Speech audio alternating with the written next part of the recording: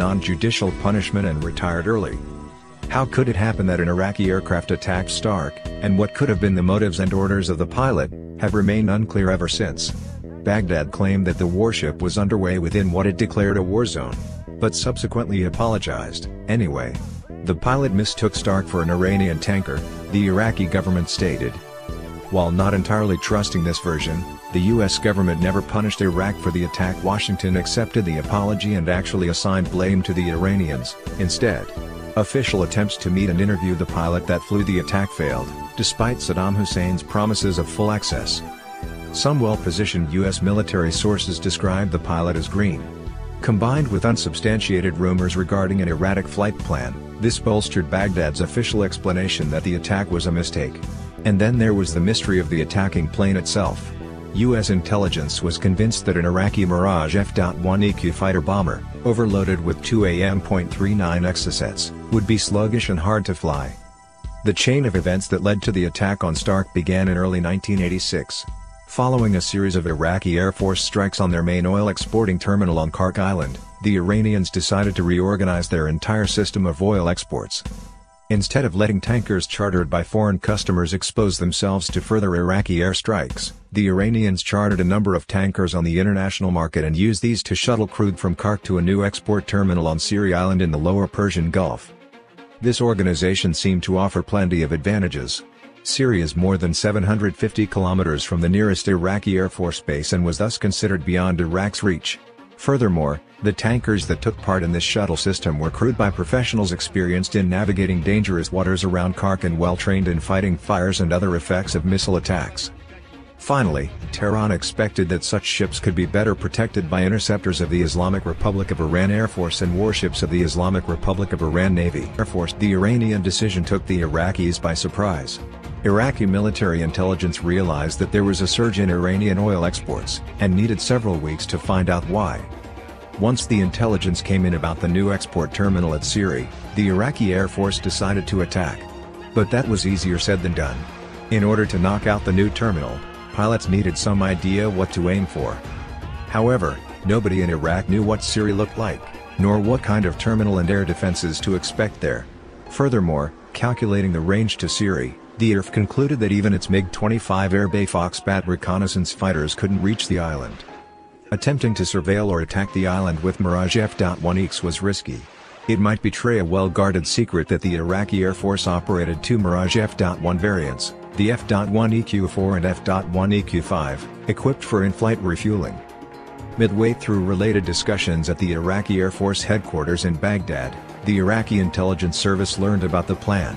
So it happened that three of these officers walked into the headquarters and requested a meeting with the commander of the Iraqi Air Force, Major General Hamid Shaban. The intelligence officers made Shaban an offer he couldn't refuse.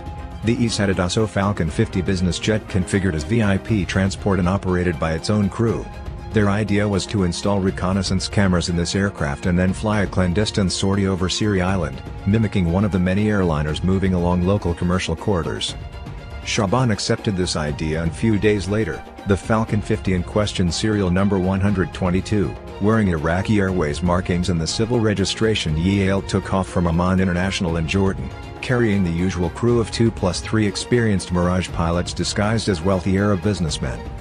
Underway to Mumbai in India, it passed about 30 kilometers west of Siri, just close enough for one of the Iraqis to take photos using a handheld camera with a powerful optical zoom. The spies repeated the same procedure on the way back to Amman, a day later. The resulting photographs enabled the Mirage pilots of No. 81 Squadron to launch a successful raid on Siri on August 12, 1986. Moreover, the affair inspired fresh thinking in the top ranks of the Iraqi Air Force. One idea was to use a modified business jet to reach deep into the Persian Gulf entirely unmolested by Iranian interceptors. Furthermore, Iraqis expected that a larger aircraft would be suitable for carrying 2 AM.39 Exocets and thus might deliver a more powerful punch against supertankers loading crude at Iranian terminals. This was something that appeared very important to Iraqi planners, as the sole Mirage F.1EQ variant equipped with Exocets available to the Iraqi Air Force at the time, the F.1EQ5, could carry only one such missile, and the Iraqis' experience using AM. 39s against tankers in the period 1980 to 1986 had showed that these large ships were not only quite survivable, only 4 merchants were outright sunk by Exocets during 8 years of war, but also that a large number of Exocets were either decoyed by Iranian countermeasures, malfunctioned, or failed to detonate even when they did hit their targets. Claiming they needed a training aircraft for their Mirage F.1 EQ-5 pilots, the Iraqis asked French firm Thales, the Iraqis' primary contractor for all Mirage-related orders, to modify the Falcon 50 EL with the radar and weapons system of that Mirage variant.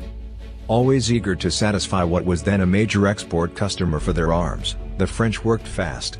All the conversion work was completed by January 1987. Initial test flights by Iraqi pilots revealed a number of glitches, but the French scrambled to rectify all of these, and EL was delivered to Iraq on February 9, 1987 via Corsica, southern Italy, Greece, and Turkey. Among the pilots of No. 81 Squadron, the Iraqi Air Force's sole unit flying Exocet-equipped Mirage F.1 EQ-5s, the Falcon 50 became known as Susanna. Following additional training flights in Iraq, Susanna was prepared for its ultimate test, its first combat sortie.